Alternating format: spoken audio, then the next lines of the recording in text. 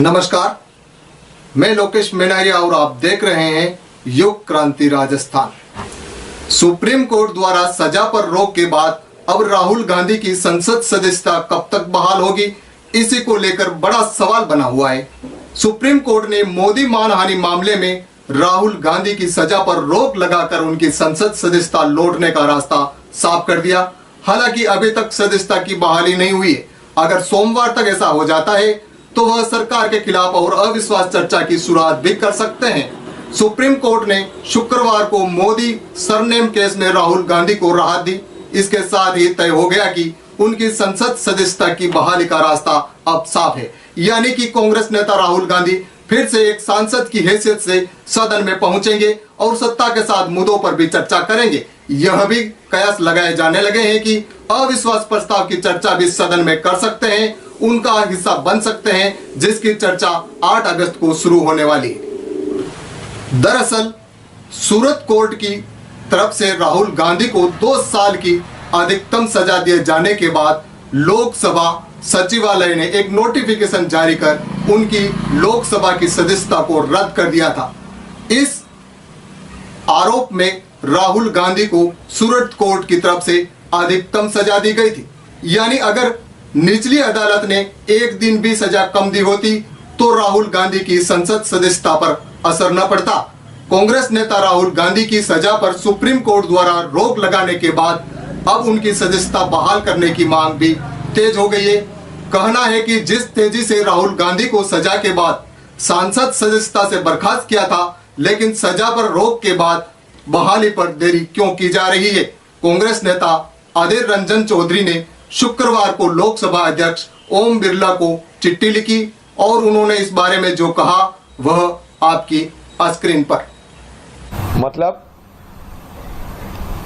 सर्वोच्च न्यायालय ये कह रहे हैं कि राहुल गांधी जी को जो कन्विक्शन उनके ऊपर लगे हुए थे वो स्टे कर दिया गया। इसका मतलब क्या होते हैं, दोबारा उनको वापस सदन की कामकाज में भाग लेने की अवसर मिल जाते हैं। और इसके पहले जो जिम्मेवारी बनते हैं स्पीकर साहब की सेक्रेटेरिएट को, उसको इस मुद्दे को संज्ञान में लेते हुए जिस त्वरित गति से, जिस रफ्तार से राहुल जी का सदन से सदस्य पद खारिज करने के लिए तत्परता दिखाई, वही तत्परता राहुल जी के वापस के लिए जरूरी है। तो इसी के चलते भाई लाइट बंद कर दीजिए। इसके चलते मैं कल स्पीकर साहब को रात में फोन भी किए थे, ये कहते हुए कि स्पीकर साहब राहुल गांधी जी की सदन में वापसी करने हेतु कुछ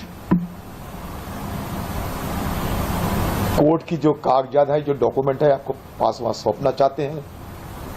हमारा चिट्ठी भी आपको देना चाहते हैं, तो आप मुझे इजाजत दे कि आपको घर जाए। तो स्पीकर साहब ने मुझे सलाह दिए थे कि आज नहीं, मैं कल आपसे बात करेंगे, कल आप मुझे फोन करो। मैं स्पीकर साहब की सलाह के मुताबिक आज सुबह जब स्पीकर साहब को फोन पे बात किए थे तो स्पीकर साहब ने मुझे ये नसीहत दी कि आप सेक्रेटरी जनरल से बात करके उनकी दफ्तर में ही ये सारे कागजात सौंप दीजिए।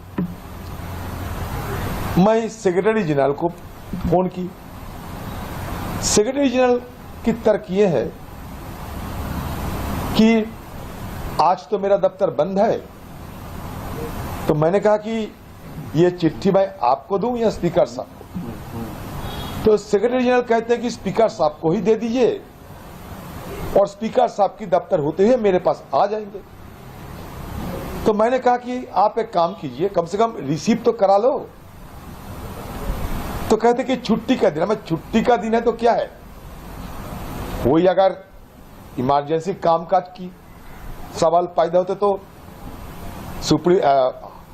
सदन में चिट्ठी रिसीव करने का तो जरूर व्यवस्था होना चाहिए। कहते कि हाँ वो व्यवस्था है, डाक व्यवस्था है, आप डाक में किसी व्यक्ति को भेज दीजिए, मैं डाक को कह देते हैं कि आपको चिट्ठी रिसीव करने के लिए। तो उसी के तहत मैं डाक वाले के पास भेज दिया। अंडर सेक्रेटरी थे सदन में, उन्होंने हमारा जो चिट्ठी उसमें सिग्नेचर तो करी लेकिन वो सील छप्पा कुछ नहीं दी। तो मैं एक की बाद एक आप लोगों को सारे हमारे जो पास कागजात है सारे दिखाते रहूंगा। हमारा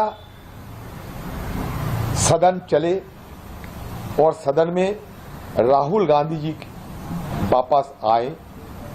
जब राहुल गांधी जी कोर्ट से जब राहुल गांधी जी को राहत मिल चुके हैं, तब किसी वजह से उनके लिए